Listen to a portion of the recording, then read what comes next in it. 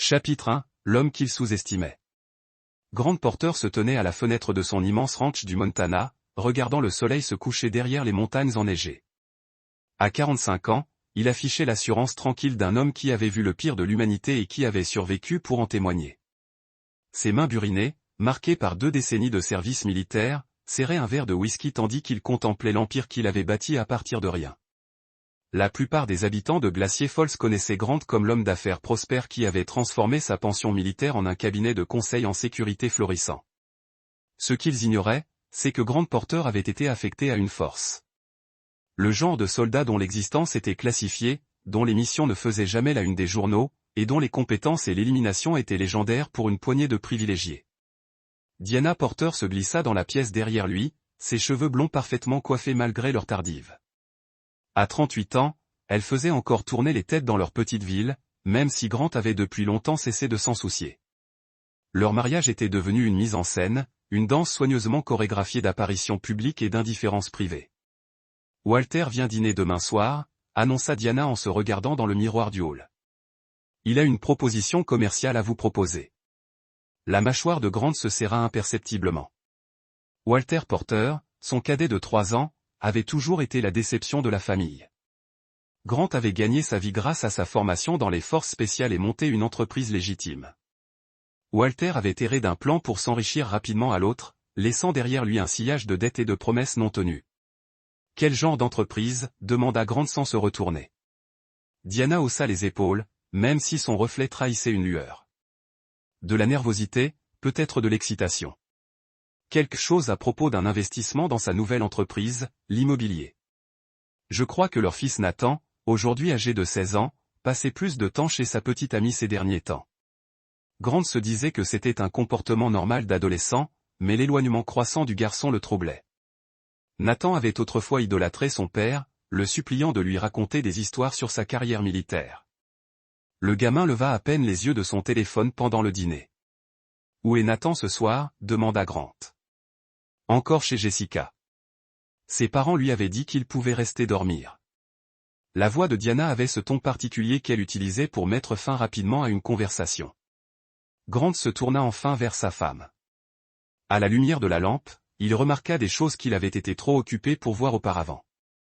Les bijoux coûteux qu'il ne lui avait pas achetés, les subtils changements dans son apparence, la façon dont elle évitait son regard lorsqu'elle discutait des allées et venues de Nathan. 20 ans de mariage, et il commençait à soupçonner qu'il vivait avec une inconnue. « J'ai pensé à emmener Nathan à la chasse le week-end prochain », dit Grant en observant attentivement la réaction de Diana. « Rien que nous deux, comme avant. » Le sourire de Diana semblait forcé. « Il est assez occupé avec les cours et d'autres choses. Peut-être une autre fois. » Cette nuit-là, tandis que Diana dormait à ses côtés, Grant fixa le plafond et laissa son esprit vagabonder vers des possibilités plus sombres. Son éducation lui avait appris à se fier à son instinct. Et chaque instinct lui criait que quelque chose n'allait pas. La façon méticuleuse avec laquelle Diana planifiait leurs activités sociales, les fréquentes allusions à la visite de Walter, le soudain désintérêt de Nathan pour le temps passé à la maison, tout semblait orchestré. Grant avait survécu à 3 missions en Afghanistan précisément parce qu'il n'ignorait jamais les signes avant-coureurs. Les hommes qui ne se fiaient pas à leur intuition ne rentraient pas. Ils rentraient dans des cartons. Le lendemain matin, Diana se montra inhabituellement attentionnée, préparant son petit déjeuner préféré et s'enquérant de sa journée. Elle suggéra même qu'ils partent un week-end ensemble, rien que tous les deux, dans leur chalet à la montagne. « Ce serait bien de se retrouver », dit-elle, la main posée sur son épaule. « On pourrait partir vendredi après-midi et revenir dimanche soir. » Grant hocha la tête, abandonnant la suggestion. Le chalet était isolé, accessible uniquement par une étroite route de montagne bordée de pentes abruptes de chaque côté. C'était aussi là qu'il conservait une partie de son équipement plus spécialisé, des objets datant de son service dans la Delta Force, dont la possession civile n'était pas vraiment légale. Tandis que Diana s'activait dans la cuisine, Grant prit une décision qui allait tout changer. Il allait découvrir ce que manigançaient réellement sa femme et son frère. Et si ses soupçons se révélaient fondés, il leur rappellerait à tous deux pourquoi Grant Porter avait été l'agent le plus redouté de son unité. Certaines leçons, songea-t-il sombrement, ne pouvaient être enseignées qu'une seule fois. Chapitre 2. L'orage qui se prépare. Walter Porter arriva à cette heure précise, une bouteille de vin onéreuse à la main et arborant ce sourire confiant qui faisait mal aux dents de Grant. Son jeune frère avait toujours été beau, à la manière d'un vendeur de voitures d'occasion. Le genre d'homme capable de convaincre n'importe qui, mais qui n'avait jamais le courage de le faire. Grant, mon pote. Walter l'embrassa avec un enthousiasme théâtral. Tu es beau, mon frère. Mountaineer est d'accord avec toi. Diana sortit de la cuisine vêtue d'une robe que Grant n'avait jamais vue auparavant. Une robe noire et moulante qui coûtait plus cher que ce que la plupart des gens dépensent en course en un mois. Elle serra Walter dans ses bras avec une chaleur apparemment excessive, sa main s'attardant sur son bras. Pendant le dîner, Walter se lança dans son discours. Il s'associa à des investisseurs de Denver pour le développement d'une station de montagne. Beaucoup d'argent, prétendit-il, mais ils avaient besoin d'un partenaire local avec la réputation et les relations de Grant. Le problème, dit Walter, réduisant sa participation avec une précision théâtrale, c'est qu'il nous faut quelqu'un en qui les habitants ont confiance, quelqu'un avec des qualifications militaires. Vous savez comment ces gens de ces petites villes traitent les étrangers. Grant écouta sans commenter, remarquant que Diana était suspendue à chaque mot, qu'elle remplissait sans cesse le verre de vin de Walter, que ses yeux s'illuminaient lorsque Walter évoquait les profits potentiels. Des millions, prétendit-il. De quoi les mettre tous ensemble à vie? Quel serait mon rôle exact? Dans ce partenariat, demanda finalement Grant. Walter et Diana échangèrent un regard. Rapide, mais pas assez pour échapper à l'attention de Grant. Eh bien, c'est ça qui est beau, poursuivit Walter. Surtout prêtez votre nom et votre réputation. Peut-être un conseil en sécurité pour la station. Les investisseurs s'occupent du plus gros du travail. Et ces investisseurs, insista Grant. Je suppose que je les rencontrerai avant de m'engager. Un autre regard échangea entre sa femme et son frère. En fait, Diana intervint doucement. Walter pensait qu'il serait préférable que tu les rencontres au chalet ce week-end.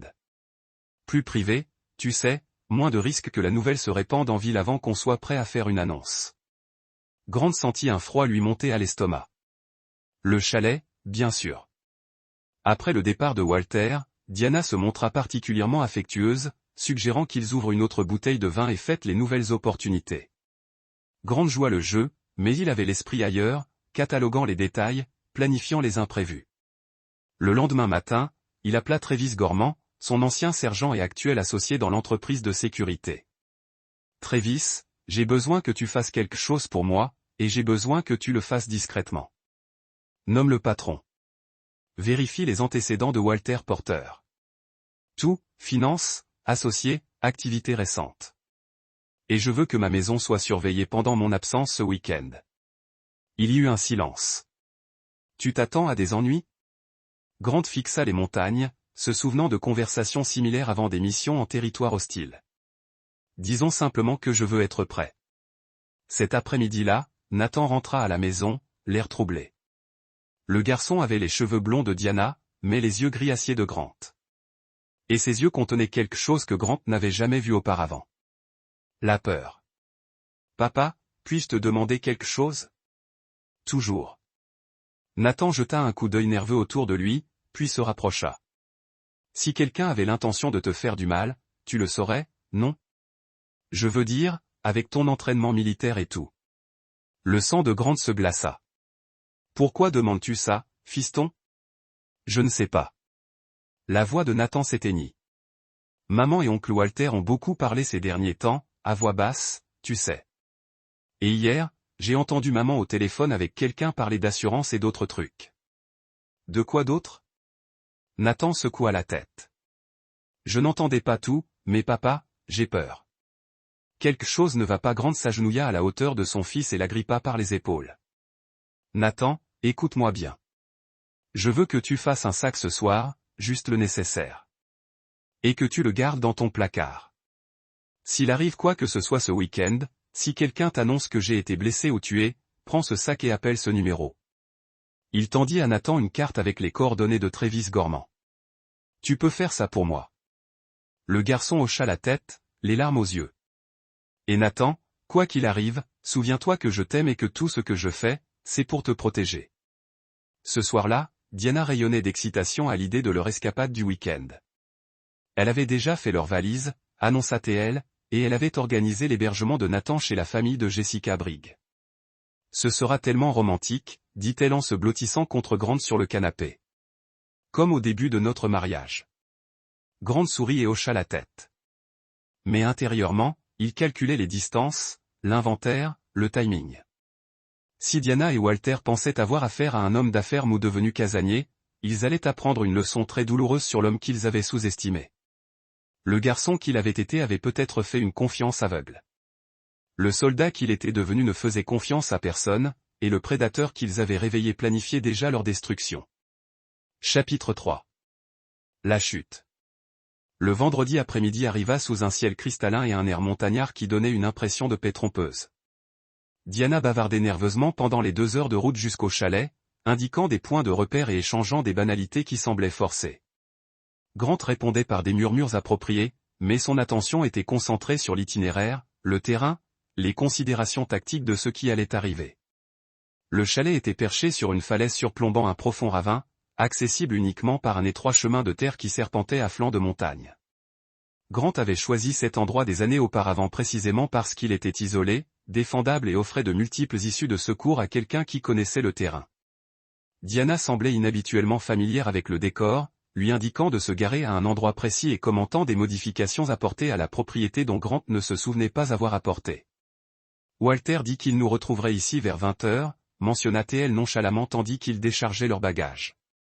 Il voulait emmener les investisseurs voir les lieux par eux-mêmes. Grant hocha la tête, même si aucun investisseur sérieux ne ferait affaire dans un endroit aussi isolé. Sa femme et son frère étaient soit incroyablement stupides, soit incroyablement sur deux. Peut-être les deux. Alors que le soleil commençait à se coucher, Grant s'excusa pour aller vérifier le générateur et sécuriser la propriété. Des précautions d'usage, dit-il à Diana, héritées de son service militaire. En réalité, il sortit un couteau de sa cachette et le plaça stratégiquement, testa la radio d'urgence et identifia les meilleurs points d'observation autour du chalet. Walter arriva précisément pour porter secours. Mais il n'était pas seul. 2 hommes l'accompagnaient. Des types à l'air rude, dont la carrure suggérait qu'ils étaient plus à l'aise avec l'intimidation physique qu'avec les intérêts intellectuels. Grant, voici Victor et Alex, dit Walter avec une fausse joie. Nos investisseurs de Denver. Leur accent n'était certainement pas celui de Denver. D'Europe de l'Est, peut-être russe. Grant repensa immédiatement à la question de Nathan concernant sa vente aux Russes, un détail qui lui avait semblé enfantin sur le moment. Messieurs, dit Grant en lui tendant la main. La poigne de Victor était ferme, mais moite. Alex s'inclina à peine devant les présentations, ses petits yeux scrutant constamment les environs comme un homme qui s'attend à des ennuis. Diana servait les boissons avec une efficacité inhabituelle, et Grant remarqua qu'elle s'assurait que son verre était toujours plein, tout en touchant à peine le sien. La conversation tourna autour du prétendu projet de complexe hôtelier, mais les détails étaient vagues, contradictoires et manifestement improvisés.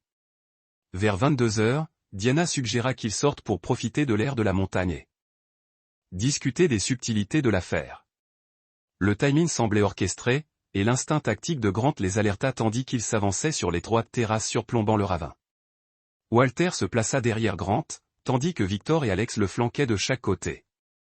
Diana se tenait près de la porte de la cabine, le visage pâle sous le clair de lune, mais le regard dur de détermination. « Tu sais, Grant, » dit Walter sur le ton de la conversation. « Je me suis toujours demandé ce que ce serait d'être le frère qui réussit. Que tout vous soit servi sur un plateau d'argent. » « On ne m'a rien donné, » répondit doucement Grant, les muscles tendus par le changement d'atmosphère. « J'ai tout mérité. » « Et vous ?» La voix de Diana portait une venin que Grant n'avait jamais entendue auparavant. « Pendant que tu jouais aux soldats, certains d'entre nous faisaient de vrais sacrifices. Certains construisaient de vraies relations. » Grant se tourna légèrement pour voir la main de Victor bouger sous sa veste. « Des relations avec qui, Diana ?» Elle sourit. Puis, froide et prédatrice. « Avec ton frère, pour commencer. Walter a été tout ce que tu n'as jamais été. Passionné, attentionné, présent. » Les pièces du puzzle se sont mises en place avec une clarté brutale. Diana et Walter avaient une liaison probablement depuis des années. Nathan n'était peut-être même pas son fils biologique. Les polices d'assurance dont Nathan avait parlé les rendraient riches tous les deux si Grant mourait dans un accident dans ces montagnes reculées. Et les Russes, demanda Grant, sincèrement curieux de savoir jusqu'où irait cette trahison. Victor sourit, révélant des dents en or. Disons simplement que ton fils a des qualités précieuses. Un passeport américain jeune et en bonne santé. Il existe des marchés pour ce genre de choses. La rage qui emplissait Grant était glaciale et absolument mortelle. Ces gens n'avaient pas seulement prévu de le tuer. Ils avaient prévu de vendre son fils à des trafiquants d'êtres humains. Alors, quel est le plan? Grant demanda d'un ton conversationnel, comme s'il parlait de la météo. Me pousser du haut de la falaise. Faire passer ça pour un accident. Walter sortit un couteau à longue lame, dont le métal brillait au clair de lune. En fait, on a d'abord pensé à quelques coups de couteau. De la légitime défense. Tu comprends? La pauvre Diana dira à la police comment tu as perdu la tête. Tu as attaqué tout le monde. On s'en est sorti de justesse. Et puis tu hérites de tout, dit Grant. Le commerce, la maison, l'argent. Très bien. Le sourire de Diana était triomphant. Tu as toujours été trop confiant, Grant. Trop honorable pour ton bien. Victor et Alex se rapprochèrent, brandissant leurs armes. Walter s'avança, levant le couteau. Au revoir, mon frère, dit-il. L'attaque fut rapide et brutale. Walter bondit le premier, mais Grant était déjà en mouvement. Des années d'entraînement au combat reprenaient le dessus. Il parvint à dévier le coup de couteau, mais le coup de Victor l'atteignit aux côtes. Alex lança un coup de sabre à la tête de Grant, avec une force suffisante pour lui brouiller la vue. Mais 3 contre 1, c'était gérable pour quelqu'un avec l'entraînement de Grant. Ce qu'il n'avait pas prévu, c'était que Diana se joignît à l'attaque, lui fracassant un lourd cendrier en verre à l'arrière du crâne. Le monde devint gris. Sur les bords. Grant tituba, le sang ruisselant sur son visage. Un autre coup de couteau de Walter le toucha à l'épaule, le projetant vers le bord du pont. La dernière chose dont Grant se souvenait clairement, c'étaient les mains de Walter le poussant en arrière, la sensation de chute et le rire de Diana résonnant sur les parois de la montagne. Puis l'obscurité le submergea tandis qu'il plongeait vers le ravin rocheux en contrebas. Mais Grant Porter avait survécu à des chutes pires que celle-ci. Et lorsqu'il se réveilla, coincé contre une étroite corniche à 60 mètres de profondeur, il entendit des voix d'en haut. « Êtes-vous certain qu'il est parti ?» La voix de Diana, haletante d'excitation. Le rire de Walter était cruel et satisfait. Je l'ai regardé tomber de 60 mètres. Personne ne survit à ça. Excellent. Maintenant, partageons son héritage et vendons son fils aux Russes. La réponse de Diana glaça le sang de Grant. Enfin, ce vétéran de bas étage appartient à l'histoire. Ils ignoraient à qui ils avaient vraiment affaire. Ils pensaient que Grant Porter, l'homme d'affaires, était mort. Ils étaient sur le point de rencontrer Grant Porter, le prédateur, et ils planifiaient déjà leur destruction alors qu'il entamait la longue et pénible ascension vers le sommet. Chapitre 4, Résurrection. L'ascension de Grant sur la falaise dura 4 heures. Son entraînement militaire comprenait une pratique intensive de l'alpinisme, et sa mémoire musculaire le guida dans l'obscurité tandis que le sang coulait de ses blessures. La blessure au couteau à l'épaule était profonde, mais pas mortelle. Walter avait visé le cœur, mais l'avait manqué dans son excitation. La blessure à la tête était plus inquiétante, mais le crâne de Grant s'était avéré plus difficile à briser que ses agresseurs ne l'avaient prévu. À l'aube, il atteignit un plateau à environ 15 mètres sous le pont de la cabane, suffisamment près pour confirmer le départ de ses tueurs potentiels. Son camion avait disparu, ainsi que toute trace des violences de la nuit précédente. Ils avaient été minutieux, il devait l'admettre. Grant se dirigea vers une caisse cachée qu'il avait établie des années plus tôt, un conteneur étanche enterré près de l'ancien sentier minier, contenant des fournitures d'urgence, du matériel médical et un téléphone satellite. Son entraînement dans la Delta Force avait souligné l'importance de la redondance. Plan d'évasion et ressources cachées. Le visage sur l'appareil photo de son téléphone était méconnaissable, tuméfié, ensanglanté, les yeux brûlants d'une fureur glaciale. Bien. Qu'il le croit mort. La suite serait bien plus satisfaisante. Son premier appel fut pour Travis Gorman. Bon sang, Grant, où diable es-tu? Diana a appelé ce matin en pleurant. Elle a dit qu'il y avait eu un accident au chalet, que tu étais tombé de la falaise. Les secours ont cherché un corps toute la matinée. Je suis vivant et j'ai besoin d'être extrait. Mais Travis, écoute attentivement. Personne ne peut savoir. Pas encore. Pour le monde entier, Grant Porter est mort dans ce ravin. Il y eut un long silence. De quoi as-tu besoin? Un refuge, du matériel médical et tout ce que tu as déterré sur Walter. Je veux aussi que Diana, Walter et les 2 Russes avec qui ils étaient soient surveillés. 24 heures sur 24. Je veux savoir chaque respiration qu'ils prennent. La surveillance est déjà en place. Et Grant, tu dois savoir pour Nathan.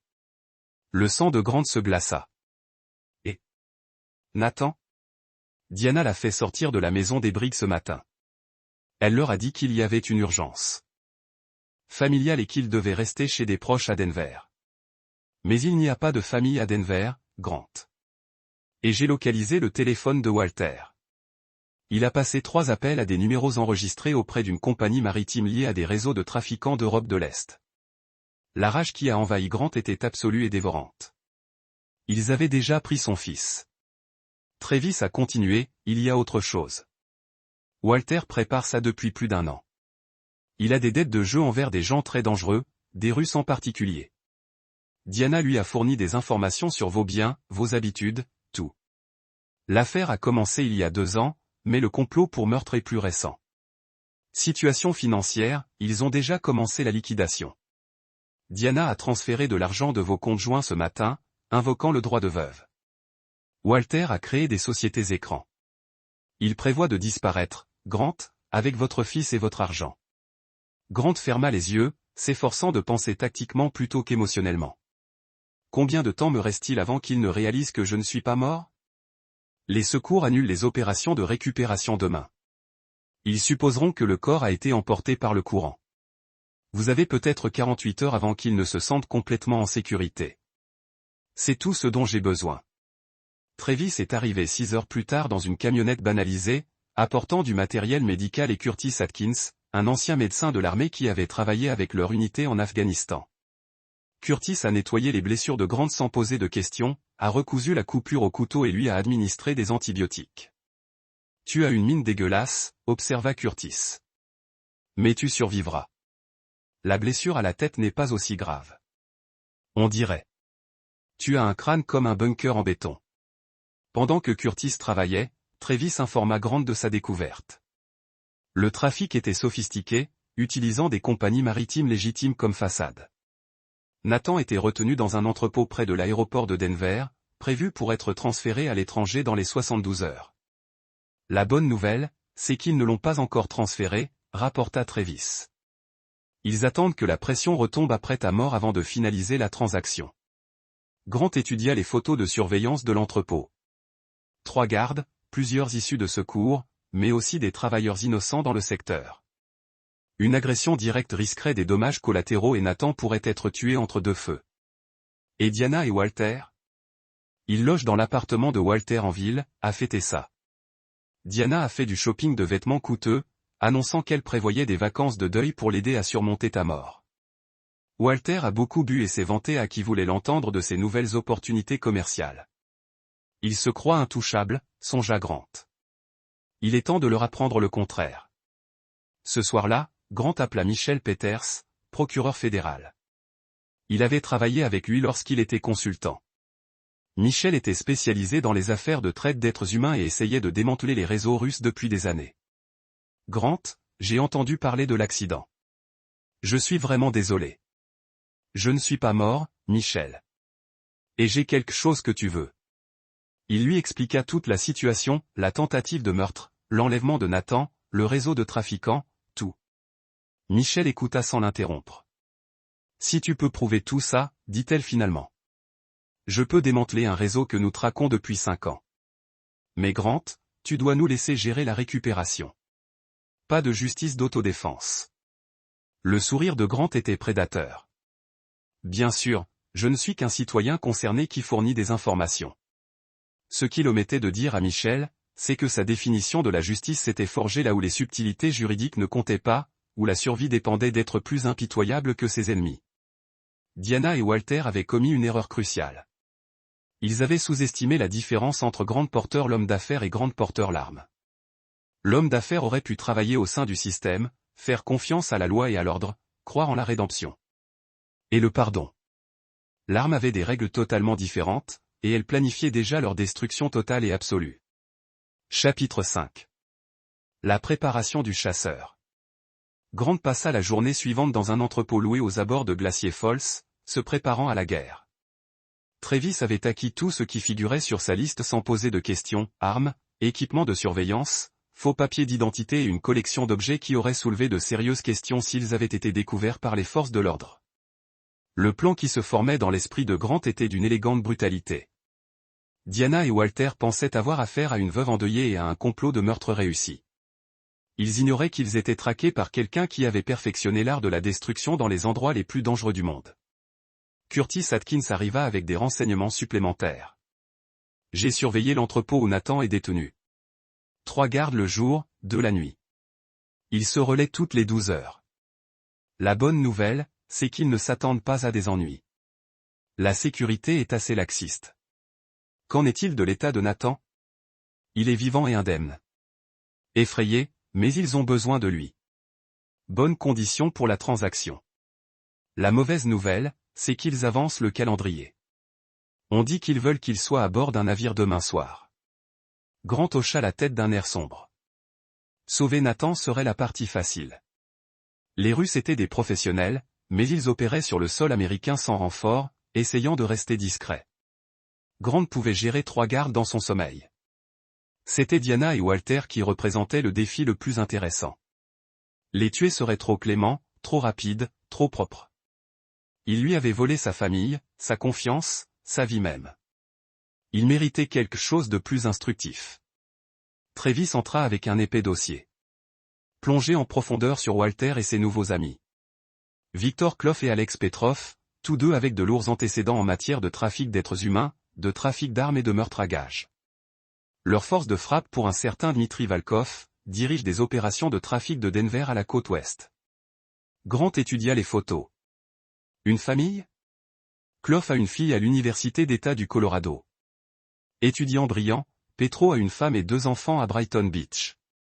D'après ce que je sais, ils essaient tous deux de subvenir aux besoins de leur famille. Séparés de l'entreprise. Bien. La peur des conséquences pour ses proches est une puissante source de motivation. Travis semblait mal à l'aise. Grant, que prépares-tu exactement? Son sourire était glacial. Justice. Walter et Diana voulaient détruire ma famille et vendre mon fils. Je vais leur rendre l'appareil avec des intérêts. Et les Russes, ils ont conclu une transaction commerciale. Je vais leur expliquer pourquoi cette transaction était une très mauvaise idée. Cet après-midi-là, Grant a rappelé Michel Peters, lui fournissant des informations détaillées sur l'emplacement de l'entrepôt et le calendrier d'expédition prévu. Il a pris soin de maintenir l'illusion d'être un citoyen concerné travaillant par les voies appropriées. Nous pouvons organiser un raid pour demain soir, a dit Michel. Mais Grant, j'ai besoin de ta parole que tu n'interféreras pas avec l'opération. Bien sûr, je veux juste que mon fils soit revenu sain et sauf. Ce qu'il n'a pas dit, c'est que sa définition de l'ingérence pourrait différer de la sienne. À l'approche du soir, Grant a revu ses plans tactiques. La première phase serait le sauvetage de Nathan. Simple, efficace, avec un minimum de dommages collatéraux.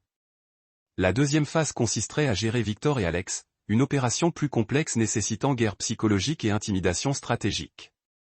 La troisième phase serait celle de Diana et Walter. Et pour eux, Grant avait une idée bien précise en tête. L'entrepôt se trouvait dans une zone industrielle à l'extérieur de Denver, entourée de bâtiments similaires et avec une circulation piétonnière minimale. Grant se posta sur un toit de l'autre côté de la rue, utilisant des optiques de qualité militaire pour étudier les mouvements des gardes et la disposition du bâtiment. Nathan était retenu dans un bureau aménagé au 2e étage, visible à travers des vitres sales. Le garçon semblait maigre et effrayé, mais indemne. La rage brûlait dans la poitrine de Grant, mais il s'efforçait de rester professionnel et clinique. À 23 heures, le service de nuit commença. 2 gardes, tous 2 armés mais trop sur 2. Ils passaient plus de temps à jouer aux cartes et à fumer des cigarettes qu'à maintenir les protocoles de sécurité. Des amateurs. Grant se déplaçait comme une ombre, utilisant des compétences affinées dans les montagnes d'Afghanistan et les zones de combat urbaines d'Irak. Le premier garde ne l'avait pas vu venir. Une prise dormante appliquée avec une précision chirurgicale, laissant l'homme inconscient mais respirant. Le deuxième garde était tout aussi pris au dépourvu. Débordé avant même d'avoir pu atteindre son arme, il fallut moins de 5 minutes pour retrouver Nathan. Le garçon était réveillé, blotti dans un coin de la cellule improvisée, son visage s'illumina en voyant la silhouette familière de son père. « Papa, mais ils ont dit que tu étais mort. » Boum, chuchota Grant en coupant les attaches. Parfois, il est utile de laisser les gens le penser. Es-tu blessé? Nathan secoua la tête.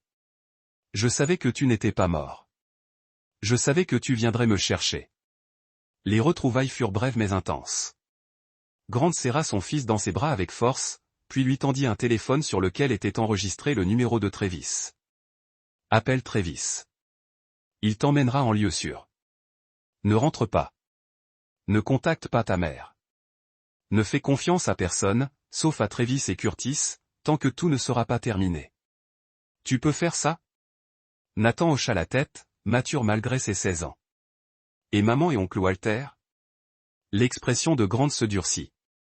Ils vont apprendre que certaines erreurs sont impardonnables. En regardant Nathan disparaître dans la nuit avec Travis, Grant sentit quelque chose changer en lui. L'homme d'affaires, le mari, le frère confiant, toutes ces versions de lui-même étaient mortes sur ce précipice. Ce qui restait était quelque chose de plus dur, de plus froid, d'infiniment plus dangereux. Victor et Alex avaient pris son fils. Diana et Walter avaient détruit sa famille et tenté de lui mettre fin à ses jours. Ils avaient tous commis la même erreur fatale. Ils avaient pris la pitié pour de la faiblesse, la retenue pour de l'incapacité. Grant Porter, l'arme, allait corriger cette idée fausse, et il n'y aurait ni pardon, ni seconde chance, ni pitié pour quiconque l'aurait trahi. La traque allait commencer. Chapitre 6.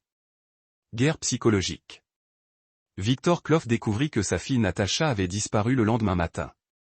Elle avait disparu de sa chambre universitaire peu après minuit, ne laissant derrière elle qu'un mot. Écrit dans la langue maternelle russe de son père. Vos associés ont porté des jugements sur des affaires familiales. Alex Petrov a reçu un message similaire lorsque l'épicerie de sa femme à Brighton Beach n'a pas ouvert. La famille avait disparu pendant la nuit, ne laissant derrière elle qu'une photo d'Alex prise à l'entrepôt avec son adresse personnelle entourée d'un marqueur rouge. Les deux hommes ont trouvé le numéro de téléphone intraçable de Grant qui les attendait lorsqu'ils sont retournés à l'entrepôt pour découvrir leurs gardes inconscients et Nathan Porter disparu. Monsieur Clough, Monsieur Petro, la voix de Grant était calme et conversationnelle. Je crois que nous avons des affaires à discuter. Porter, mais vous êtes mort. L'accent de Victor s'est épaissi sous l'effet du stress.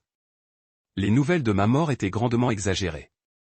Vos familles sont saines et sauves, messieurs, mais leur bien-être dépend entièrement de votre coopération au cours des prochaines 24 heures. La voix d'Alex était tendue, marquée par une rage à peine contenue. Si vous faites du mal à mes enfants, vous n'êtes pas en position de proférer des menaces, interrompit Grant d'un ton calme. Vous avez kidnappé mon fils et vous envisagez de le vendre comme esclave. Vous essayez de m'assassiner. La seule raison pour laquelle les familles respirent encore parce qu'elles sont innocentes de vos crimes. Le silence dura de longs instants avant que Victor ne reprenne la parole. Que veux-tu? Information. Walter Porter et Diana Porter vous ont embauché pour des services spécifiques. Je veux tout savoir. Qui d'autre est impliqué? Où est passé l'argent? Quels autres travaux avez-vous effectués pour eux? Et si nous coopérons, vos familles rentreront chez elles indemnes. Vous quittez définitivement le Colorado. Et vous ne travaillerez plus jamais dans le trafic d'êtres humains. Considérez cela comme une retraite anticipée. Et si nous refusons, le rire de Grant était dépourvu de chaleur. Disons simplement que j'ai appris des techniques d'interrogatoire très créatives pendant mon service militaire. Des techniques qui rendraient les dernières heures de votre famille assez désagréables. La pression psychologique a fonctionné exactement comme prévu. En moins de 2 heures, Victor et Alex avaient fourni des informations détaillées sur leur arrangement avec Walter et Diana, y compris les numéros de compte bancaire, les paiements programmés et, plus intéressant encore, la preuve qu'il ne s'agissait pas de leur première collaboration. Walter trafiquait des êtres humains depuis plus d'1 an, utilisant ses relations commerciales légitimes pour déplacer les victimes dans une petite ville du Colorado. Diana avait aidé, utilisant ses relations sociales pour identifier cibles vulnérables. Nathan n'avait pas été leur première victime, il avait juste été leur plus précieuse. La révélation a rempli Grant d'une rage froide qui allait au-delà de la trahison personnelle. Son frère et sa femme n'avaient pas seulement essayé de le tuer et de vendre son fils. Ils avaient détruit d'autres familles pour le profit. L'ampleur de leur mal était à couper le souffle, mais cela donnait également à Grant exactement ce dont il avait besoin pour la phase finale de son plan. Cet après-midi-là, tandis que Michelle Peters coordonnait les raids fédéraux sur le réseau de trafic, Grant rendait visite à Jessica Brigg. La supposée petite amie de Nathan, dont la famille l'hébergeait avant son enlèvement. Jessica avait en fait 22 ans, pas 16 ans, et son vrai nom était Miriam Shields. Elle avait travaillé pour Walter et Diana, identifiant des victimes appropriées parmi les adolescents locaux et gagnant leur confiance avant qu'elles ne disparaissent. Grant l'a trouvée dans un motel de Denver, en train de faire ses valises pour fuir l'État. « Je vais quelque part, Myriam. » Elle se retourna, le visage pâle de terreur. « Grant Porter. Mais tu es censé être mort. » Alors je continue d'entendre. « Asseyez-vous. Nous devons parler. » La conversation qui a suivi a été éclairante. Myriam avait été la première recrue de Walter dans le réseau de trafic, une fugueuse d'un foyer violent qui pensait sauver d'autres enfants de situations similaires. Au moment où elle réalisa la vérité, Walter l'avait tellement compromise que la fuite semblait impossible. « Combien d'enfants ?» demanda Grant. La voix de Myriam était à peine un murmure. 12 au cours de l'année écoulée, ce sont principalement des fugueurs. Des enfants issus de foyers brisés. Des adolescents dont les disparitions ne feraient pas l'objet d'une enquête approfondie. Grant sentit quelque chose mourir en lui. Son fils était censé être la victime numéro 13. Où sont-ils maintenant? Partis. À l'étranger, principalement. Walter a dit qu'ils allaient avoir une vie meilleure, mais elle s'est effondrée en pleurant. Grant l'étudia pendant un long moment. Contrairement à Victor et Alex, qui étaient des criminels de carrière, Myriam était une victime transformée en agresseur. La distinction comptait. « Tu vas m'aider, dit-il finalement. »« Vous aider? Quoi ?» Le sourire de Grant était prédateur dans tout cela. Tout cela. Walter et Diana pensent qu'ils sont intouchables. Me tuer a résolu leurs problèmes. Ils sont sur le point d'apprendre que la mort aurait été une grâce par rapport à ce que j'avais prévu. Ce soir-là, Grant a appelé Diana depuis le téléphone de Walter en utilisant un logiciel de modulation vocale pour dissimuler son identité. La situation de Porter est compliquée, dit-il avec l'accent de Victor. Nous devons nous rencontrer ce soir. Même endroit que précédemment. La voix de Diana était suspicieuse mais intéressée. Quel genre de complications? Fédéral, attention. Trop de chaleur à cause de la disparition du garçon. Il y a eu une pause, puis la voix de Diana, plus dure maintenant. Walter et moi serons là à minuit. Grant sourit sombrement alors qu'il raccrochait. Et à l'aube, Diana et Walter Porter comprendraient exactement ce qu'ils avaient réveillé lorsqu'ils essayaient de détruire la famille de Grant Porter ne sera jamais pardonné. 7. Les ressorts du piège. Diana et Walter sont arrivés à l'entrepôt abandonné à minuit exactement. À la fois armés et visiblement nerveux. Ils ont choisi eux-mêmes le lieu de la réunion, un ancien entrepôt de céréales à l'extérieur de Glacier Falls, vide depuis des années. Ce qu'ils ne savaient pas, c'est que Grant utilisait le bâtiment comme base opérationnelle depuis 2 jours. L'entrepôt était un labyrinthe de passerelles, de silos de stockage et d'équipements industriels, parfait pour ce que Grant avait prévu. Il avait passé des heures à préparer l'espace, à positionner les caméras, à installer le matériel d'enregistrement et à créer ce qu'il appelait en privé son confessionnal.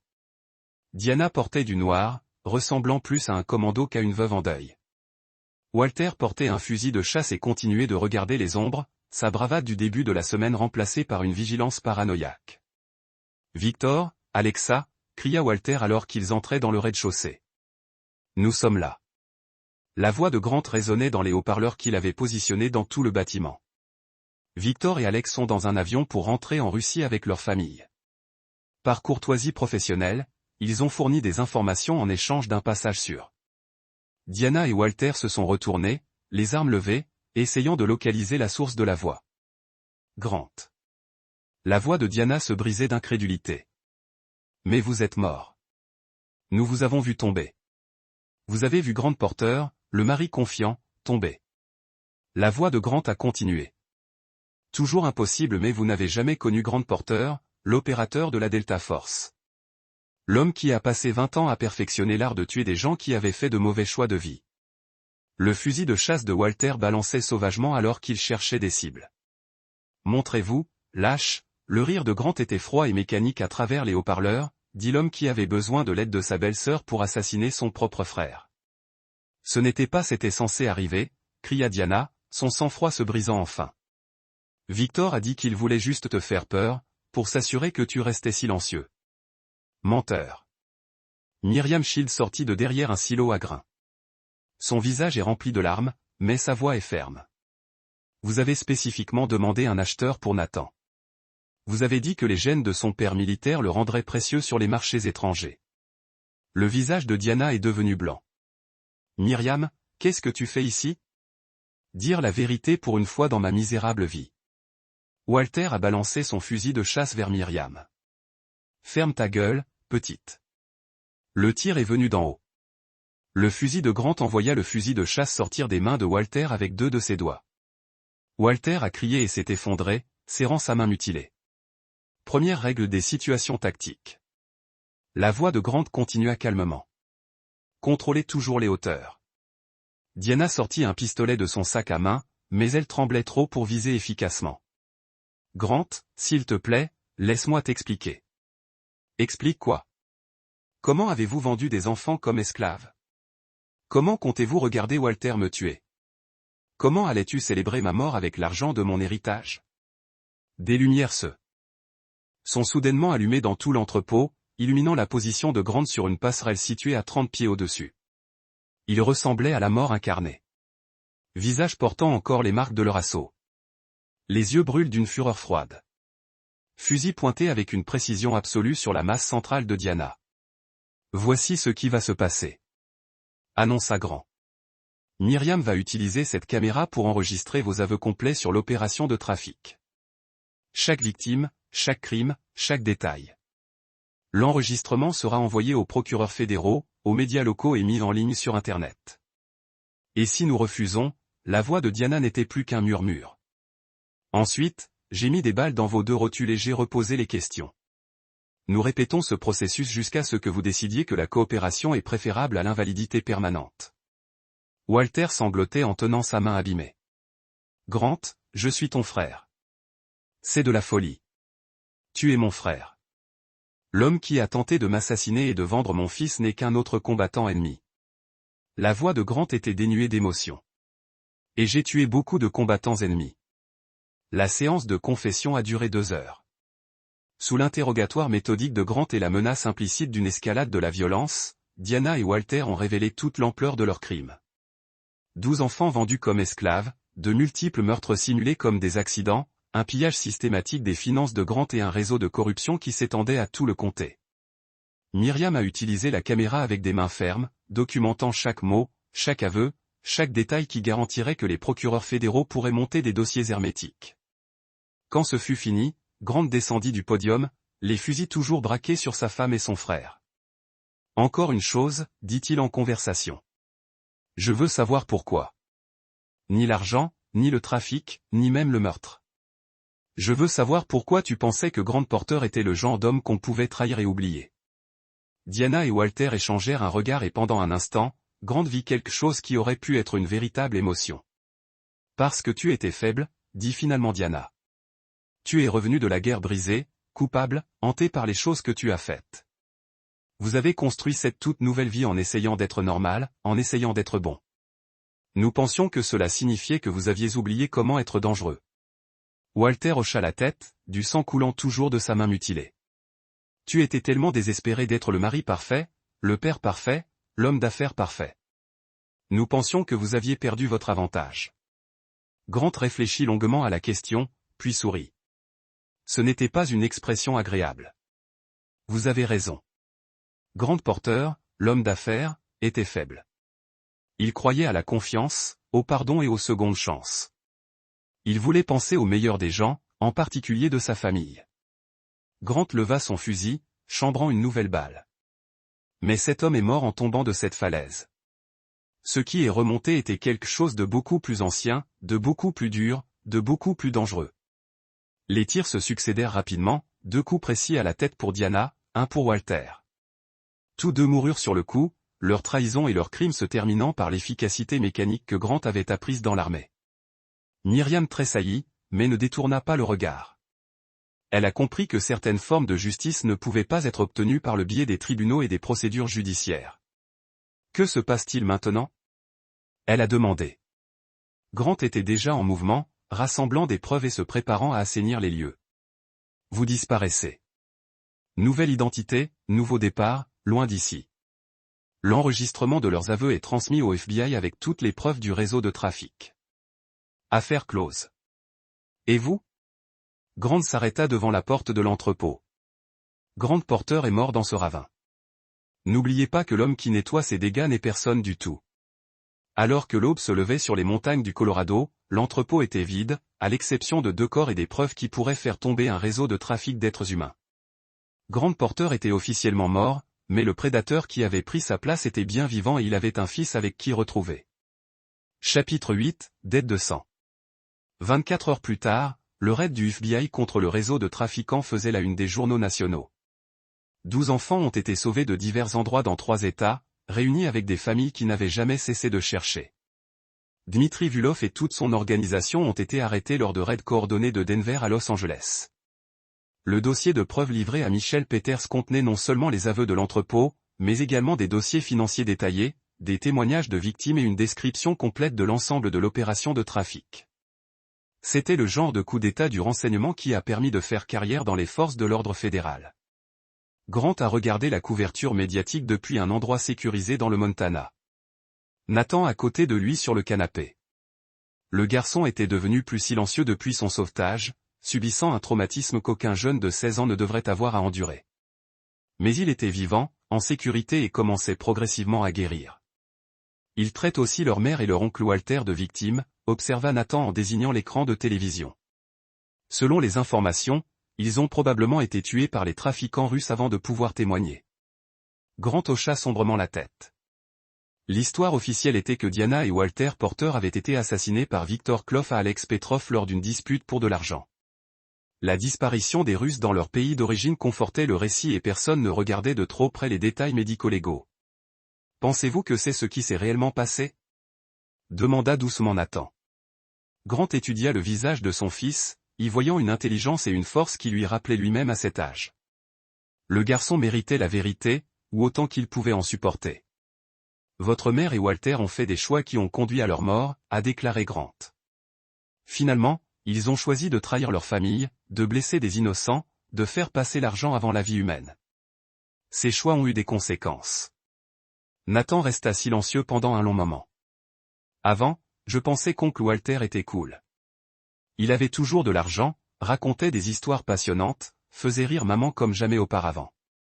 Et maintenant je comprends pourquoi tu ne lui as jamais fait confiance, pourquoi tu avais toujours l'air tendu quand il était là.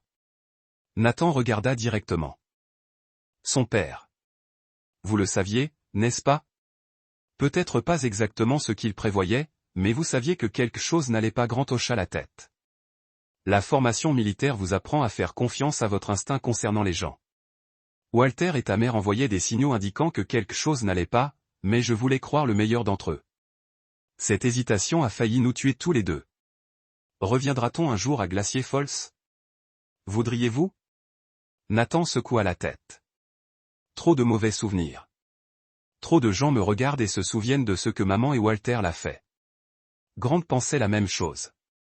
Le nom de la famille Porter a été définitivement entaché par les crimes de Diana et Walter.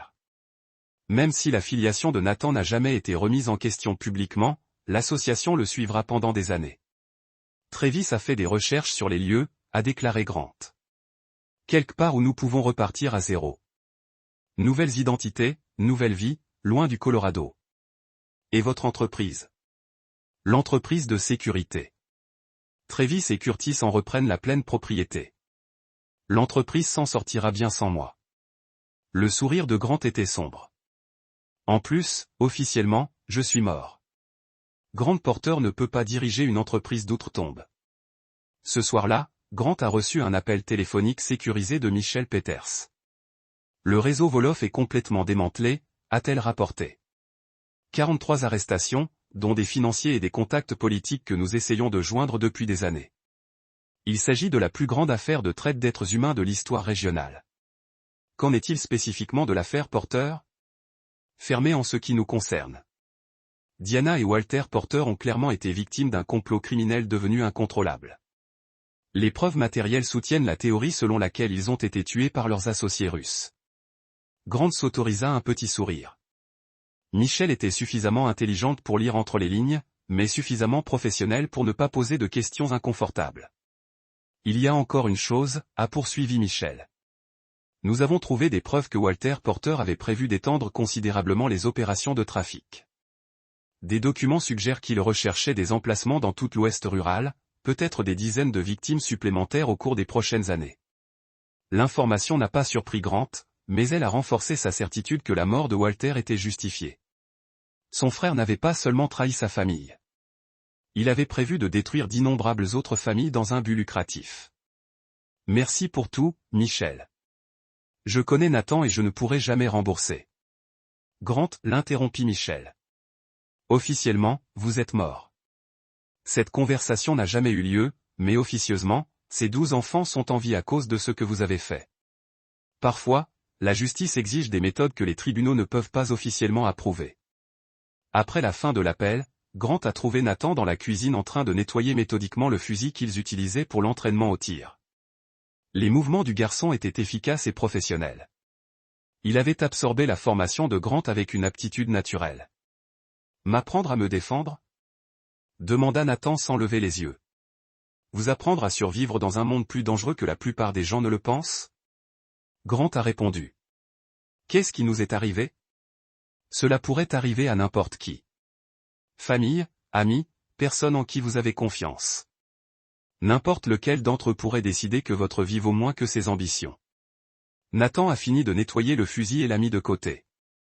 Est-ce pour cela que vous n'avez jamais vraiment fait confiance à personne? Même avant que maman et Walter Grant ne réfléchissent attentivement à la question. L'armée vous enseigne que la confiance se gagne par des actions, pas par des mots.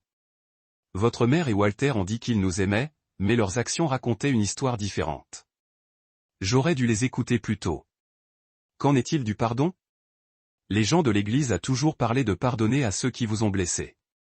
L'expression de Grant s'est durcie. Le pardon est pour les erreurs, pour les accidents, pour les gens qui regrettent sincèrement leurs actes et veulent se faire pardonner. Ce n'était pas une erreur calculée. Donc vous ne regrettez pas de les avoir tués. La question restait en suspens entre eux. Grant regarda son fils, le regarda vraiment et vit quelqu'un qui devenait un homme, quelqu'un qui avait besoin de réponses honnêtes sur les réalités brutales du monde. Je regrette que ce soit assez nécessaire, a finalement déclaré Grant. Je regrette qu'il m'ait forcé à choisir entre leur vie et la sécurité de personnes innocentes. Bien, parce que je ne le regrette pas non plus. Cette nuit-là, alors que Grant planifiait leur départ du Colorado, il réfléchit à l'homme qu'il était devenu au cours de la semaine dernière. L'homme d'affaires en qui il avait aveuglément confiance était mort. La libérer de l'illusion que les bonnes intentions et le comportement moral constituaient une protection suffisante contre les prédateurs. Grant Porter était mort, mais l'homme qui avait pris sa place était quelqu'un sur qui son fils pouvait compter, quelqu'un qui ne confondrait plus jamais la pitié avec la faiblesse ou la confiance avec l'intelligence. Certaines leçons ne pouvaient être apprises que dans le sang. Et Grant Porter avait été un excellent élève du chapitre 9, Nouveau départ, anciennes règles. Sa réputation de banque de premier plan. Consultant en sécurité s'est répandue rapidement grâce au bouche à oreille, à la précision militaire, à des tarifs raisonnables et à une étrange capacité à anticiper les menaces potentielles. Son fils David, âgé de 16 ans, s'est bien adapté à leur nouvelle vie.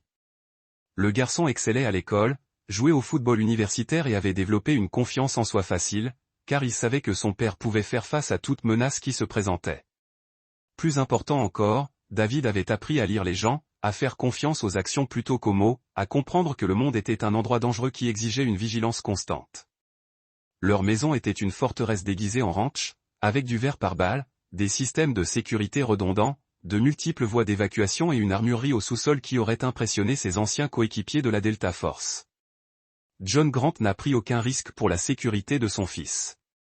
L'histoire officielle était qu'ils étaient des réfugiés d'une tragédie familiale au Colorado, ce qui était assez vrai. La mère de David était décédée dans un incident lié à un trafic et ils avaient déménagé pour un nouveau départ. La communauté locale les avait Accueillis avec la chaleur typique d'une petite ville, sans se douter que leur nouveau résident était l'un des hommes les plus dangereux d'Amérique. Travis Gorman a visité mensuellement, apparemment en tant que partenaire commercial du cabinet de conseil de John, mais en réalité pour fournir des mises à jour sur les détails de leur situation au Colorado. Les nouvelles ont toujours été positives. Les réseaux de trafic sont restés démantelés. Personne n'enquêtait sur la mort de Diana et de Walter Porter, et la disparition de Nathan Porter a été attribuée au traumatisme de la perte de ses parents. Myriam va bien, a rapporté Travis lors de sa dernière visite. Nouvelle identité dans l'Oregon, travaillant comme conseiller auprès des jeunes at risque. C'est drôle comme la vie se déroule. John hocha la tête. Myriam avait gagné sa rédemption en contribuant à dénoncer le réseau de trafic. Contrairement à Diana et Walter, elle avait été d'abord une victime, puis une agresseuse, et elle avait finalement choisi de faire ce qu'il fallait. Des nouvelles de Victor et Alex? Gardez la tête baissée à Moscou. Les informations transmises par les services de renseignement indiquent qu'ils se sont définitivement retirés du trafic de drogue. Apparemment, leur rencontre avec vous a laissé une forte impression. John sourit sombrement. La peur était un excellent professeur lorsqu'elle était correctement appliquée.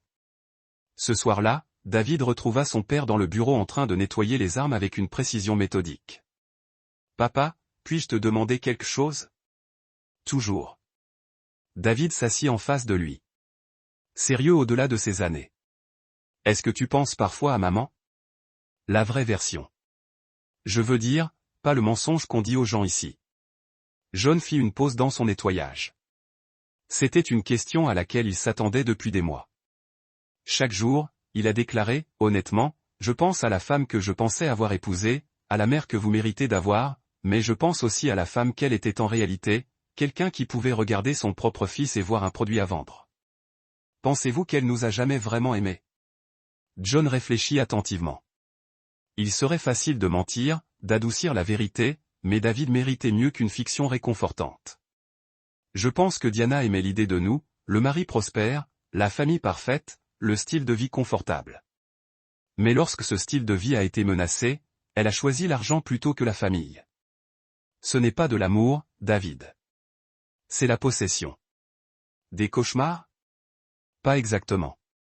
Plutôt de la clarté, comprendre ce qu'elle était vraiment. Que se serait-il passé si vous ne l'aviez pas arrêtée? John a posé son kit de nettoyage et a regardé directement son fils. Ce qui se serait passé, c'est que vous auriez disparu pour toujours avec 11 autres enfants qui étaient déjà victimes de ces crimes. Le pardon n'était pas une option cette nuit-là, John se tenait sur son porche arrière, regardant la nature sauvage du Montana et réfléchissant au choix qui l'avait conduit ici. Diana et Walter avaient tenté de le détruire, mais ils avaient en réalité créé quelque chose de plus dangereux. Un homme qui n'a plus rien à perdre et tout à protéger. Le vieux grand porteur croyait à la seconde chance, à la rédemption, à la bonté fondamentale des gens. Cet homme était mort, enterré sous 200 pieds de granit du Colorado. Ce qui était sorti de ce ravin était quelque chose de plus dur, de plus froid, d'infiniment plus dangereux. John Grant n'avait pas facilement confiance. Il n'a pas pardonné la trahison. Il ne croyait pas que les gens pouvaient changer leur nature fondamentale, mais il protégeait ce qui comptait pour lui avec une cruauté absolue et il enseignait à son fils à faire de même. Un an plus tard, David a obtenu son diplôme valedictorien de sa classe de lycée, a accepté une bourse complète à West Point et a commencé à devenir le genre d'homme capable de survivre dans un monde plein de prédateurs. Le garçon avait bien appris les leçons de son père. Faites confiance aux actions plutôt qu'aux mots. Préparez-vous au pire et ne faites jamais preuve de pitié envers ceux qui voudraient nuire à la société. Innocent. Le soir de la remise des diplômes, alors qu'ils étaient assis sur le porche partageant une bière, John réalisa pour la première fois que David était en train de devenir un homme. David a posé une dernière question sur leur passé. Pensez-vous que nous arrêterons un jour de courir? Avez-vous déjà arrêté de regarder par-dessus nos épaules? John réfléchit à cela. Nous ne courons pas, mon fils. Nous vivons selon nos conditions, à notre manière, en pleine connaissance de ce à quoi ressemble réellement le monde. Et si quelqu'un vient nous chercher, s'il y a plus de gens comme maman et Walter là-bas? Le sourire de John était prédateur, rappelant celui de l'opérateur de la Delta Force qui avait autrefois été l'un des soldats les plus redoutés de l'armée. Ensuite, ils apprendront la même leçon que Diana et Walter ont apprise. Certaines personnes sont des moutons, d'autres des loups et d'autres encore des chiens de berger. Mais très peu d'entre eux sont tout autre chose. Prédateurs apex qui protègent leur meute en éliminant les menaces avant qu'elles ne puissent frapper. David a levé sa bière pour porter un toast aux apex prédateurs. Puis John trinqua avec son fils, fier de l'homme que le garçon était en train de devenir. Diana et Walter avaient tenté de détruire la famille Porter, mais ils n'y étaient pas parvenus. En fait, il l'a forgé en quelque chose de plus fort, de plus dur, d'infiniment plus dangereux. L'homme d'affaires qui croyait en la confiance et en la rédemption avait disparu à jamais. Ce qui restait était une arme à visage humain, un prédateur au camouflage parfait et un père qui brûlerait le monde avant de permettre à quiconque de faire du mal à son fils.